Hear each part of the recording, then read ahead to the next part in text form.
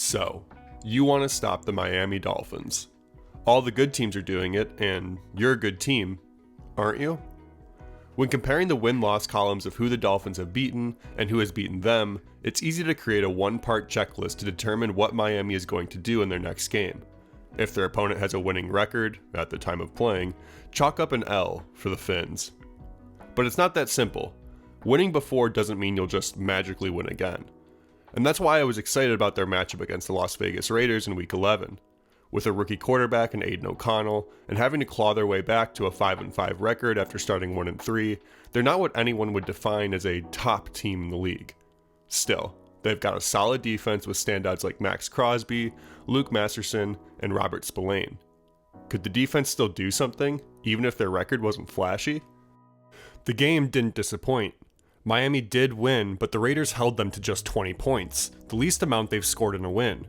They also held them to 99 rushing yards on 28 attempts, good for just 3.5 per carry, a number that would rank 30th in the league, a complete switch from their league-leading 5.8 yards per carry on the season. And while it's true that the Dolphins did have the lead at the end of the game, so some of this lower average is attributed to running when everyone knows what you're going to do, the longest run of the day was just 10 yards on a carry that had Raheem Mostert and some poor tackling doing a lot of the work. This looks much different than the 10, 15, 60-yard runs that the Denver Broncos gave up in Week 3, where the Miami running backs got to anywhere they wanted without being touched. I've really been interested in how important the Dolphins' run game has been to their success ever since their London game against the Chiefs. To me, it stuck out that when they couldn't get anything going on the ground, the whole offense seemed to stall out. Head coach Mike McDaniel has built a luxury sports car that can go 150 miles per hour, but sputters out of control if it hits a pebble. After watching some tape on the Dolphins, with the original focus being on what was happening on their runs, I began picking out some larger philosophies I'd have if I were tasked with trying to stop them on Sunday. It all stems from what you'd pretty much want to do against any team: get them into 2nd and 3rd and longs. While this is a good strategy regardless, this has been where the Chiefs, Eagles, and Bills have killed the Dolphins. Just check out Tua's splits in these situations against these teams. Against KC, Miami averaged less than a yard per play in 2nd and 3rd and longs, against Buffalo just 2.7, and against Philadelphia 5.3. And you'll probably notice that gaudy 13 yards per play from the Raiders. But before we get into why they couldn't finish the job in these situations, let's talk about how you can get the Dolphins into 2nd and 3rd and longs. You've got to commit to stopping the run on early downs. I'd lean into the idea of having my 1st and 2nd levels of defense be the first to the line of scrimmage whenever Tua looks like he's handing it off. Connected to this, you cannot have Miami trick you into taking away your safeties and cornerbacks in these situations. Putting them into deep coverage every down with the hope of containing Tyreek Hill and Jalen Waddle is just giving them exactly what they want. First off, if Hill and Waddle actually get to a point 25 to 30 yards downfield, you've already lost. They're faster than anyone you've got, and the head start you thought you had will be gone before you realize. And second, within the run game, trying to only contain allows the Dolphins pulling guards and skill players coming off of motion to get further downfield to hit your smaller DBs who are waiting to see what they're doing while the ball carrier is already turning the corner. The Broncos played a lot of very deep coverage and were the epitome of what I'm considering a contained strategy with Hill and Waddle. It's easy to see how that strategy can get burned over the top, but let's focus on what happens on the ground here. Check out these 4 players on the right side of the play. First, cornerback Damari Mathis stays glued to Hill on the motion, bringing Mathis out of the play while the safety protecting behind him continues to backpedal further downfield. Patrick Surtain, meanwhile, is so concerned with guarding his matchup that he stays frozen waiting to react to where he'll go that his man ends up crack blocking the right end to open up space for the runner. And then watch these linebackers take an extra hitch in their steps before really committing to the run. This allows the linemen to get up to them and secure their blocks 3 to 4 yards past the line of scrimmage. It opens up a huge hole, and it takes the safety that started on the whole other side of the play to come and stop it. Now take a look at how different the Raiders' attack looks when facing a similar run. As soon as they notice the flip to Mostert, all 4 Raiders on that side of the play immediately dive down to the line of scrimmage to attack the player in front of them. By getting to the line of scrimmage and hitting the Miami blockers immediately, you force them to hold their blocks for longer, get their play design out of rhythm, and open up lines to the ball carrier. And because the Dolphins run so frequently to the outside, getting to blockers sooner can also create a longer path for the running back to get around until they finally turn the corner. Kansas City has a really great example of this on a play in the first half. On this one, we should really just stop and appreciate all the work Charles Omenihu does here off the left end, hitting the Dolphins' right tackle and pushing him backward and into the runner Salvon Ahmed. Ahmed just has to eventually take his chance with a small sliver of daylight because the corner is able to take a more roundabout path to force him downfield. That sliver of daylight closes immediately though, and the Chiefs are able to tackle him for no gain on the play. It all starts with being aggressive, attacking the line of scrimmage and the handoff first. You can see a lot of instances where the Las Vegas defenders were fully committed to stopping their running back whenever it looked like there was a handoff, even if Tua kept pulling the ball back. Granted, this could just be them getting fooled over and over and some confirmation bias on my end, but it did feel deliberate to me. And here's why I bring it up. It looked to me like KC had a very similar philosophy here, attack the handoff no matter what, but they added a little wrinkle to it.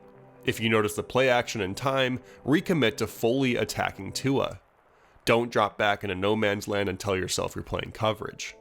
Here's an example with linebacker Willie Gay. At first he goes in the direction of the run, realizes it's a fake, and then redirects his path back to Tua.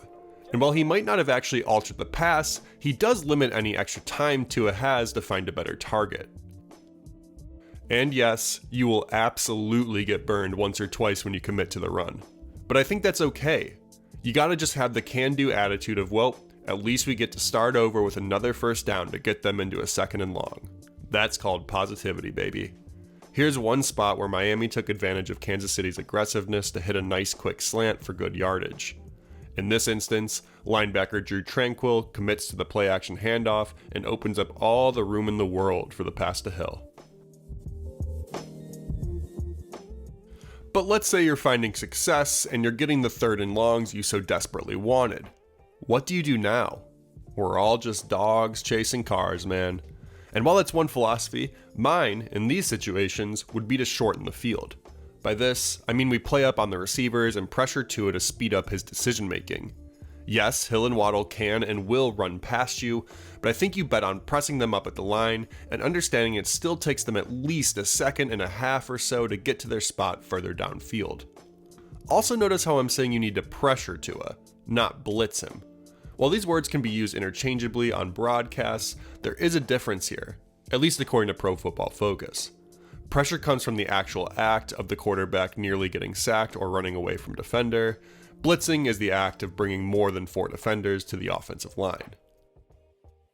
Tagovailoa is the best in the league when facing the blitz, so you don't want to give him those looks too much. Against pressure, though, he's far less effective, ranking 26th in passer rating when facing pressure and 2nd when kept clean. I think the reason for this comes from Tua having really good awareness in these situations, along with plays that often give him outs for whatever he's facing. When you show somebody in coverage to start and then take him away to blitz, he knows that spot is open now. Like here, where the Raiders got burned on a blitz they tried on 3rd and 10 at their own 11. They send 7 guys at the middle of the line, including their linebacker and middle safety. Tua is too good here, and he knows that with this safety bailing, the Dolphins are likely in cover 0 with 4 DBs matched up over their 4 receivers. Now with all the man coverage on the outside of the field, the middle of the field is ripe for a little halfback angle route to Ahmed for an easy touchdown. And big credit to Connor Williams for getting over to this side to lay a nice insurance block on this one. Rather than try to overwhelm the Dolphins line, you need to find ways to make Tua uncomfortable while only bringing 4.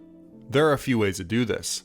You could just be confident in your front 4 and let them go to work, like the Eagles did a few times in their contest, but they're also one of the better fronts in the league, and you need to have the horses to do this consistently. The Raiders had an instance of this early in the game on their own, where they sacked Tua with only 4 rushers on a 3rd and 11.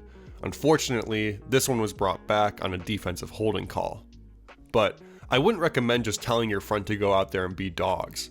That's how you end up with such a high average of yards on these high leverage downs like Las Vegas did. For example, here's another play in that same game where the Raiders get Miami into a 3rd and 8, but they only bring their straightforward 4 rushers and don't get any bump on Tyreek at the line. It's a recipe for disaster as Tua can hang in the pocket and wait for Hill to find his opening. It's only a matter of time. And that's what you want to be extremely aware of when defending these 2nd and 3rd downs. Time. You want Tua to feel like he has no time by getting pressure on him immediately without sacrificing bodies and coverage. Because of that, I'd install a few simulated pressure looks and stunts on these longer passing downs. While Miami's line has been solid this year, I've noticed they've had issues when facing misdirection from the defense up at the line. Simulated pressure refers to when a defense brings a non-traditional rusher to attack the line of scrimmage, like a linebacker or DB, while dropping a lineman out into coverage to replace them. The idea is that it confuses the O-line and quarterback and helps the pass rush get home with only 4 while keeping 7 in coverage. Playing this type of concept well requires players with pretty robust skill sets, and so actually implementing these plays requires knowing your personnel. Philadelphia used some sim pressure in their game plan against the Dolphins. Here, we see them employ it in a 2nd and 6 nearing the red zone. It's an excellent example of how misdirection from the defensive front can cause a lot of fits for Miami. In this instance, we can really see the center start to go to his right to get a 3-on-2 matchup on one side and a 2-on-2 matchup on the other side. But when the left defensive end drops out, he realizes he's made a mistake. Now, instead of having the advantage, the Dolphins have 3 linemen for 1 rusher on the decoy side and only 2 blockers for 3 rushers on the actual pressure side. The wide path of the right end forces the left tackle to get depth, but seeing the immediate threat of the linebacker rushing in forces him into a lose-lose situation. Either keep with his initial positioning and allow for a beeline to his quarterback, or pull off and stop the more direct hit but really leave nobody else to guard against the right end flying in. He chooses the latter, and the result is a sack. The Raiders, on the other hand, didn't give much simulated pressure, but I did notice that their stunts seemed to be more effective than their more straightforward rushes. Stunts refer to how defensive linemen will exchange gap responsibilities, usually twisting in between each other to create confusion for the O-line. I found this play to be a really good encapsulation of how stunts frustrate the Miami line and how they can affect Tua. Both sides of the defensive line do this twist movement, but check out what happens on the 2-on-2 side on the left. With Jerry Tillery trying to force his way to the outside, the Miami guard pushes him down towards that way, right at the same time that Malcolm Kuntz is going around him. This leaves a wide open path right for the quarterback as the guard's hands fly up in the air. While Tagovailoa does get the ball out, check out how he's backing away from the pass and it lands short and incomplete in front of Waddle. And lastly, let's look at a play from the Chiefs on a 2nd and 16 situation later in the game where they combine both simulated pressure and a stunt. On this one, they roll up with 4 guys on the line to start, and then have cornerback Trent McDuffie approach the line late with pressure. When the ball is snapped, defensive end George Karlaftis drops back into a shallow zone coverage towards the sideline. Now check out how the stunt on the defensive line's right side opens up extra space for McDuffie around the outside because the offensive left tackle hesitates towards his original assignment in Umenehu. That indecision leaves just enough room for McDuffie to get around everything and hit Tua for the sack. And from the other angle, we get a sense of how this pressure can shorten the field. By the time Tagovailoa throws this, his receivers are just starting to look back, if at all, and his safest outlet on the play, which would have originally been completely open had Karlaftis not dropped out into coverage, is now a much more dangerous throw and potential pick. It's just beautifully executed. So, while I definitely wouldn't advocate for using these stunts and simulated pressure looks on every down, it seems like they can really cause the entire Miami scheme a lot of fits when they're in more obvious passing situations. If my team got Tua and McDaniel into a 2nd or 3rd and long, I'm calling in something funky for our front, that's for sure. The Miami Dolphins are one of the most fun and explosive offenses to watch in the league. They've been a pet team of mine over the past couple years, and I'm in the exact target demo of wayfish football nerds who are supposed to love Mike McDaniel, and I do. For a while now though, this team has been followed by this narrative of being a bully, able to beat up on the bad teams but thrown back in their place when they try to step up to someone their own size. And I don't think it's a bad overall interpretation on who the Dolphins are right now, since it is true, but it doesn't get at why their offense can get switched into neutral. The first step in slowing them down is committing to stopping the run by attacking the blockers and the ball, rather than try to contain all of the deadly skill players. Don't let them dictate what you do with all their big names and fancy window dressing. Stop the run and force them into predictable passing situations on later downs. From here, your best shot is bringing stunted pressure looks, keeping 7 guys in coverage as much as possible, and being determined to shorten the field for Tua and his receivers. And look, with the Dolphins, you're not going to win on all of these downs, even if you do everything perfectly. In fact, they'll probably kill you for a couple big plays and make you feel stupid for even trying. But you must stay committed to stopping the run, otherwise you won't have a chance to stop the pass. And if you don't have answers for stopping Miami's passing attack, well, it's going to be a long day for you, regardless of your record. Thank you so much for watching this video. Please remember to give it a like if you did enjoy it, and consider subscribing to Football Doesn't Matter so you can catch the next one. Thanks. Bye.